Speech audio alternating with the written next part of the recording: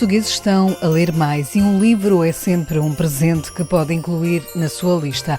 No ensaio geral desta noite escolhemos livros para todos os gostos, do romance à poesia, passando por um álbum de fotografia ou um livro para os mais novos, que é também um disco.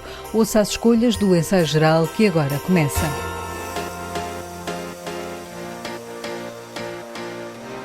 Toda a gente tem um plano. É o novo livro de Bruno Vieira Amaral. O autor inspirou-se na história de um amigo para escrever este romance que leva o leitor para a periferia da Grande Lisboa. O livro que dedica a esse amigo, Bruno Vieira Amaral, diz que o escreveu para perceber quem era Calita, a sua personagem que foi DJ no sul de Espanha. Tentei escrever o livro para descobrir quem é ele e ao certo do que é que ele andava à procura. Aparentemente ele anda à procura de uma mesa de mistura para ser DJ, anda à procura de ser DJ, anda à procura desse objetivo, de encontrar algo que o realize, em que ele possa exprimir o seu talento, mas eu não sei se não há outras coisas mais profundas de que ele está à procura, ainda que isso não seja abertamente, esteja de forma explícita no livro. Quem é ele? Eu acho que o livro é que responde a essa pergunta. O que eu sinto é que estive com esta personagem durante algum tempo, acompanhei-a e depois deixei-a e eu segui um caminho e a personagem segue outro, fica ali. E quero, ou pelo menos ao escrever tinha essa intenção, que o leitor sentisse o mesmo, que durante um tempo partilhasse um pouco da vida desta personagem, daí não haver propriamente um desfecho, algo definitivo na vida desta personagem. O leitor conhece Calita em criança, a viver com uma tia que o criou.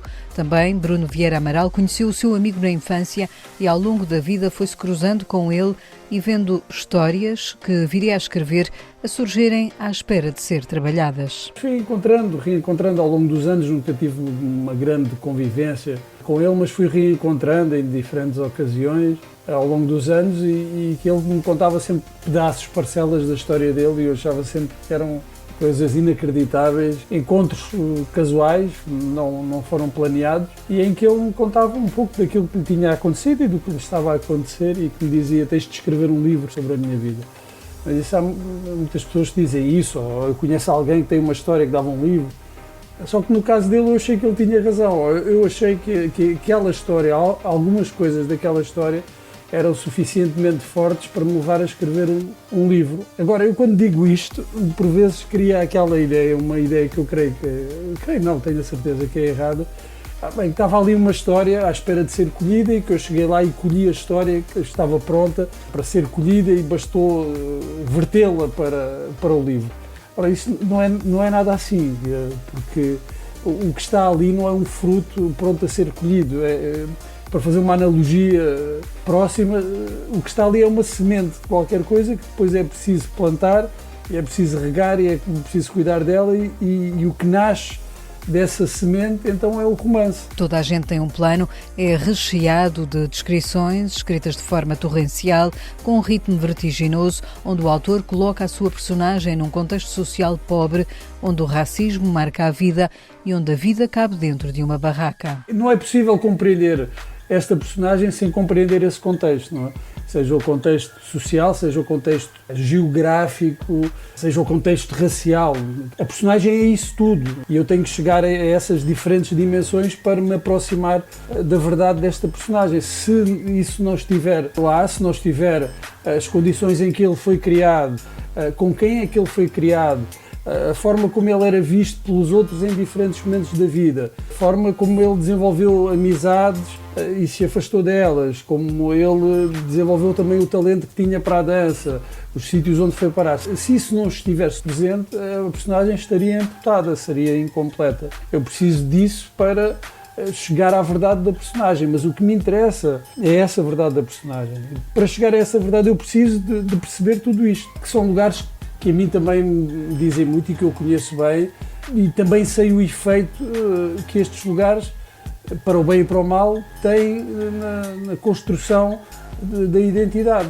E por saber isso sinto-me mais confiante para criar uma personagem como a do Calipso. E será que Bruno Vieira Amaral já tem um plano para o próximo livro? Não tenho um plano, tenho uma ideia.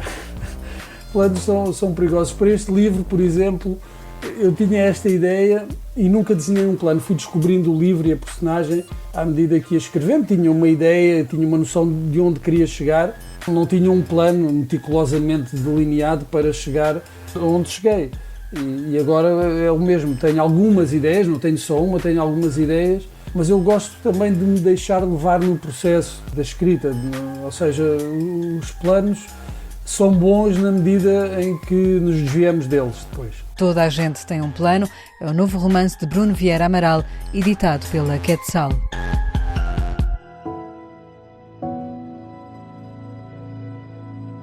Se o seu gosto é a poesia, abrimos Claridade, o mais recente livro do poeta João Luís Barreto Guimarães, que venceu o Prémio Pessoa 2022. São 39 poemas, escritos entre 2022 e 2024, no Porto, Venade e algumas cidades estrangeiras, como indica o poeta. É um livro luminoso, onde há ainda resquícios da pandemia e onde João Luís Barreto Guimarães observa desde as questões do cotidiano até às grandes questões da política mundial. A claridade vem de uma certa vontade de reciprocidade relativamente às relações interpessoais com os outros e com as personagens com quem me cruzo no mundo. Eu acho que nós estamos se quiser até seguir à pandemia, estamos numa altura em que é muito importante cada pessoa dizer ao que vem, o que traz e o que é. E esse apelo à verdade subjetiva de cada um, para que o outro possa fazer uma avaliação benigna ou tóxica daquele interlocutor que tem pela frente. E eu acho que é importante, cada vez mais importante, cada um de nós ter a possibilidade de expor as suas ideias e submeter-se ao escrutínio da comparação pelos outros. É muito importante nas relações laborais, é muito importante nas relações pessoais, como sempre foi, mas é também muito importante nas relações políticas. Sabermos de que lado é que está aquilo que para nós interpretamos como sendo o bem e o mal. E nesse sentido este livro é muito político porque é muito aberto quanto a esses temas e quanto a essas ideias. É muito nítido, é muito claro. Percebe-se que é uma voz que fala de quem o leitor pode gostar ou pode não gostar, mas que está lá tudo o que é essencial para fazer um juízo de valor. Nada está escondido e, portanto, essa avaliação pode ser feita com a consciência, com a experiência, com a imaginação de cada um. Depois de aberto todos os dias,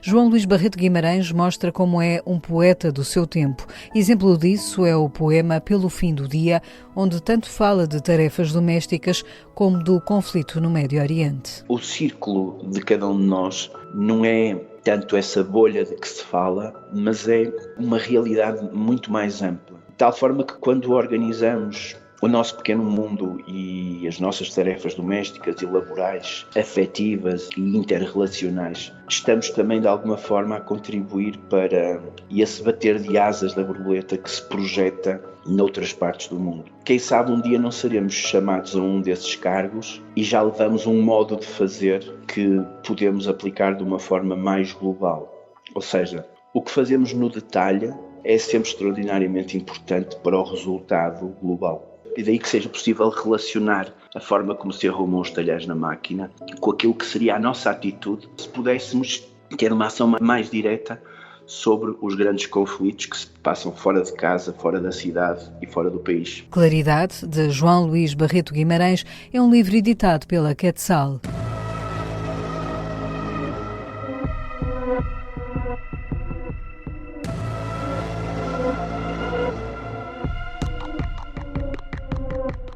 Corpo Vegetal é o livro que marca o regresso de Julieta Monjinho à ficção depois do premiado Volta ao Mundo em 20 dias e meio. Neste romance lemos sobre Mimi, uma mulher cuja vida tropeça numa história de abuso e que se deixa levar pelas inseguranças. A autora, que foi magistrada do Ministério Público, especializada na área da família e das crianças, volta a usar a sua experiência profissional para a transformar em literatura. Para mim, escrita e vida não se dividem. E, portanto, a minha atenção aos tempos, eu faço mesmo questão que os meus livros incidam sobre o mundo atual, o que não significa que não tenham ressonâncias de outros universos e de memórias e que são constantes. De outras artes? De outras artes, exatamente. Portanto, há muitos universos misturados neste universo literário que cabe em 170 e poucas páginas.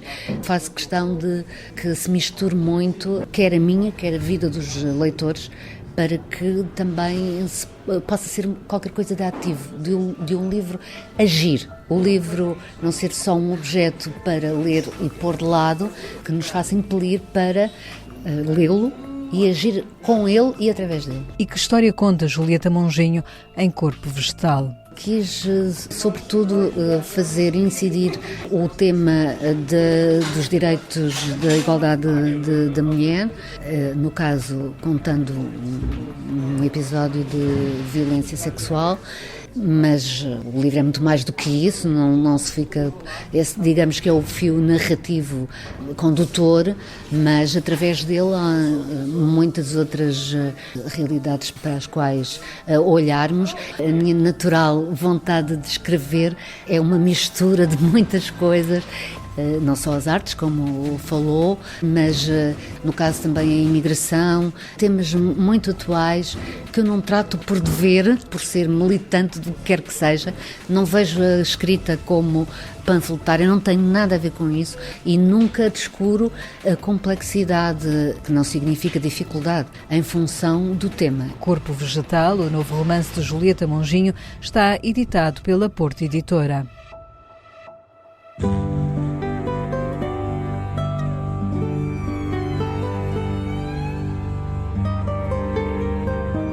É um livro, mas é também um disco e um álbum ilustrado para apaixonados por felinos. Ouvimos Gato, que brincas na rua, com a voz de Amélia Mus, com o coro infanto-juvenil da paróquia de Beiris. Este livro-álbum, intitulado Um Gato é um Gato, reúne as palavras de poetas e autores como Hélia Correia ou Fernando Pessoa, que escrevem sobre gatos, explica Amélia Mus. Foi, de facto, uma experiência incrível começar a perceber a quantidade de escritores que já tinham escrito sobre gatos. Juntando a isso o pedido à Hélia para fazer também um poema e juntando a isso também a minha ligação também próxima com o Eugénio Lisboa, que nos inundava os mails dos amigos próximos com poemas sobre gatos que depois vieram a dar o livro dele. Pronto, foi fácil começar nessa colheita a perceber como distribuir as coisas. Para lá disso depois, como para mim compor e escrever tem sempre um traço, seja ele de risco no papel, seja ele sonoro, mas há sempre um traço que acaba, por seu ponto de vista visual, dar-me sempre uma ajuda em relação às ideias. Ele acaba por ser também um livro ilustrado. Já disponível nas plataformas de streaming, este livro-disco tem, entre os poetas cantados, nomes como Ari dos Santos, Baudelaire, Eugénio Lisboa ou Manuel António Pina, outro poeta apaixonado por gatos. Foi dos poemas que eu mais desejei ter no trabalho, mas também foi dos mais difíceis. Porque é um poema que não pode ser repetido. Ele tem que ser lido ou cantado quase de uma só vez. E ficava muito pequeno. Eu tentei repetir, não ficou bem, e daí eu ter encontrado aquela solução, aquela vocalização que eu faço no início, também tem muito a ver com essa necessidade do poema não ser passível de repetições. Editado pela Caixa Alta, este livro tem um código onde pode descarregar o disco.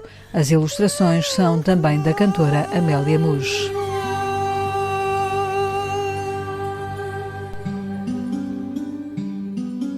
É conhecida como a Cidade das Janelas. Fica na Índia, é um dos lugares sagrados para os hindus. Vrindavan, a cidade indiana onde se crê que Krishna passou parte da sua infância, dá nome ao livro de fotografia editado por Paulo Segadens. O músico, que é fotógrafo de formação, resolveu pegar na máquina fotográfica numa altura particular da sua vida. Estava no final da minha carreira musical com o Tigerman, eu tocava com o legendário Tigerman na altura. Senti que havia um vazio na minha vida que eu não sabia explicar bem qual era. Fazia caminhadas longas às 6 da manhã na praia, sozinho, a pensar na vida. E senti, um dia apareceu uma meditação transcendental, pensei, isto era uma prática que eu acho que se calhar me fazia bem. E fui aprender. E esta prática realmente mudou a minha vida, isso eu não tenho dúvidas nenhumas. E com isto, como é que aparece este livro? Começo a mergulhar na filosofia e cada vez ouço mais falar em Vrindavan. Contam que foi onde Krishna viveu os primeiros anos da vida. É uma cidade que tem mais de 4.000 templos, onde as pessoas vivem com uma devoção que não há em mais lado nenhum. Eles chamam a cidade do amor, onde toda a gente, as pessoas que não têm nada, vivem para uma prática espiritual muito forte. Isto cada vez me chamou mais a atenção. E Paulo Segadens sempre quis publicar um livro e aos poucos planeou a viagem até à Índia. Juntei as minhas economias, pus dinheiro de lado, ou seja, isto é uma edição de autor, sou eu que estou a bancar a coisa toda e acabei por ser eu a fazer isto tudo. Pronto, como eu sou um homem de 7 ofícios e mexo-me bem em várias áreas, tentei fazer o mais possível que saísse tudo de mim. Pronto, planeei a viagem toda para ir em agosto do ano passado, 2023. Fui, estive lá quase 3 semanas, não chegou bem e pronto, e quando aterro na Índia tenho um choque cultural muito grande, não é? E na Índia realmente é mesmo diferente. E em Vrindavan mais ainda, porque é literalmente um sítio que parece que está parado no tempo. E as minhas fotografias no livro mostram um bocadinho isso, ou seja, aquelas pessoas, se fossem fotografadas há 4.000 anos atrás, iam estar vestidas da mesma maneira, iam se comportar da mesma forma. Desde que não haja um telemóvel ou uma coisa moderna na imagem, é intemporal, ao fim e ao cabo, é uma coisa mesmo muito antiga. Neste recanto, parado no tempo, Paulo Segadens captou as imagens de cores vivas que estão no livro, edição de autor que agora publica com um grafismo cuidado, onde usou uma máquina de escrever do avô para alguns dos textos que publica.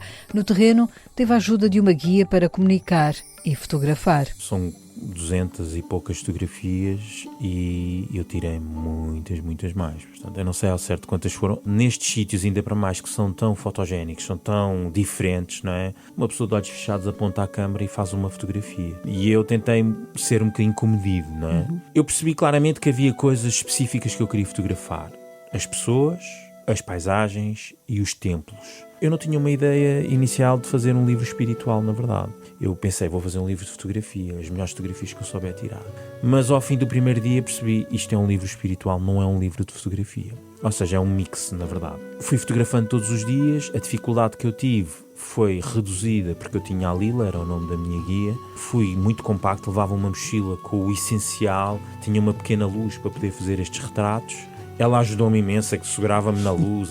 Eu pedia a pessoas na rua que me segurassem na luz montes de vezes. E, na verdade, depois eu explicava o que é que eu estava a fazer. Ou seja, eu dizia ali, olha, explica, estou a fazer um livro, é sobre esta devoção e quero fazer um retrato desta pessoa. E como é uma edição de autor, caso queira comprar para oferecer no Natal, Paulo Segadens deixa as coordenadas. Este livro vai ser vendido exclusivamente por mim online. O endereço é www.goodluckproducts.bigcartel.com e através do site conseguem encomendar o livro. No meu Instagram, que é @segadens, podem também entrar em contacto comigo e se for pessoas de Lisboa, Almada, aqui arredores, eu encontro-me com as pessoas facilmente e entrego em mãos, não há necessidade de estar a enviar as coisas pelo correio. Coisas mais longe, envio pelo correio.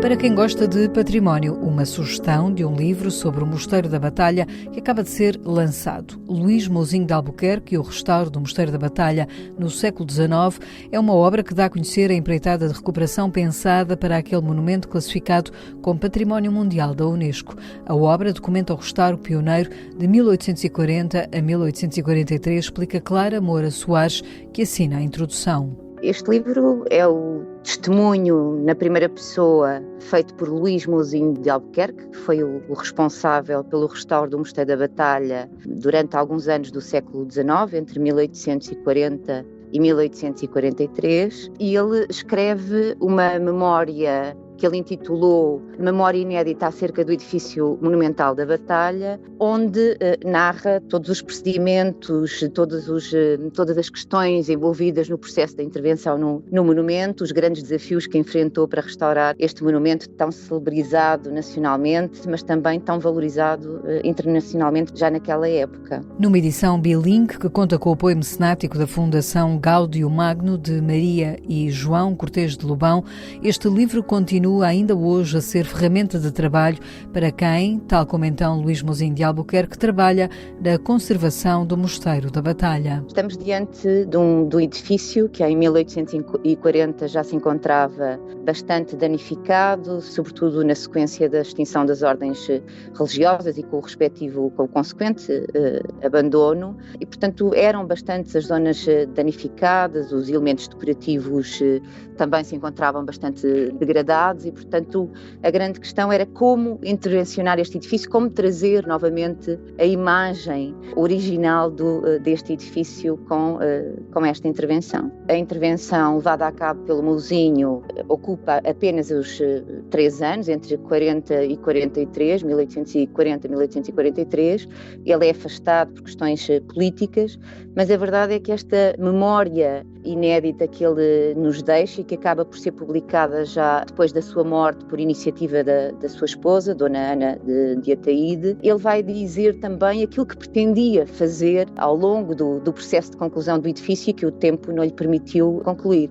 E, portanto, os seus sucessores na obra vão entender o seu pensamento, vão ter acesso a esse seu pensamento e vão respeitar em larga medida aquilo que foram os seus princípios da unidade de estilo, da recuperação do estilo da imagem original do edifício. Por isso, a imagem que nós temos hoje reflete muito essa longa intervenção no edifício que se prolongou até mesmo ao final do século XIX e onde o critério foi muito rigoroso. Luís Mouzinho de Albuquerque, o restauro do Mosteiro da Batalha no século XIX, é uma obra que assinala os 170 anos da publicação original e conta com um prefácio de Maria João Neto e fotografias novecentistas do monumento.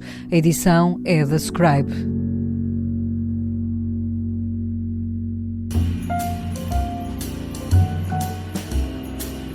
No ensaio geral, escutamos agora outras sugestões de livros com a assinatura de Guilherme de Oliveira Martins. O nosso colaborador do Centro Nacional de Cultura continua a sua lista de livros do ano. Começo por referir a reedição Pelo Caminho de Chiquinho, a obra-prima da autoria de Baltasar Lopes, onde se descreve a vida das ilhas de São Nicolau e São Vicente em Cabo Verde, numa homenagem viva à memória da cultura crioula.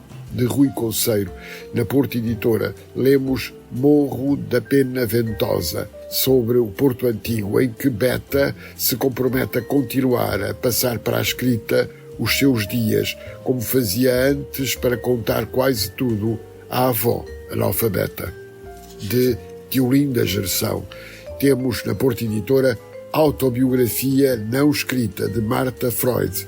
Mais do que um romance histórico, é uma vocação meticulosa e intimista de uma mulher que tenta reconstituir o seu percurso face ao seu marido Sigmund.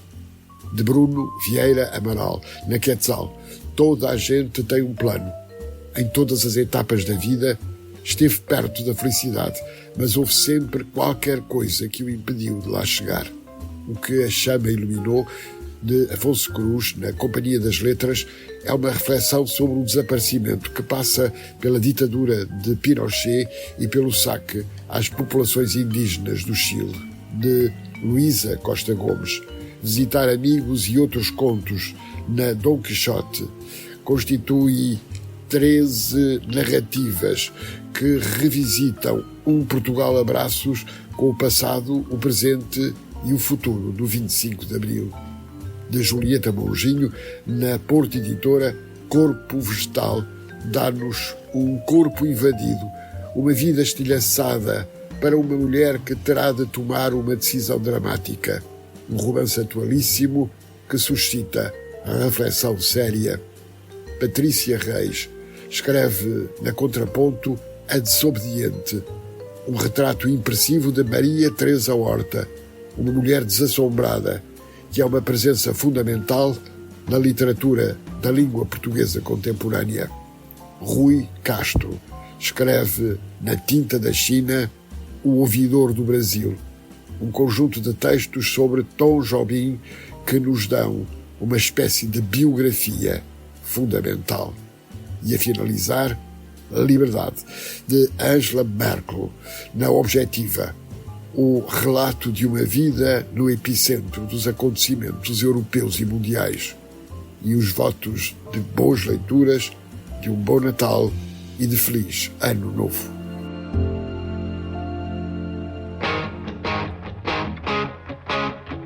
Como já é tradição do Ensaio Geral, fechamos esta edição de Natal com um postal musical.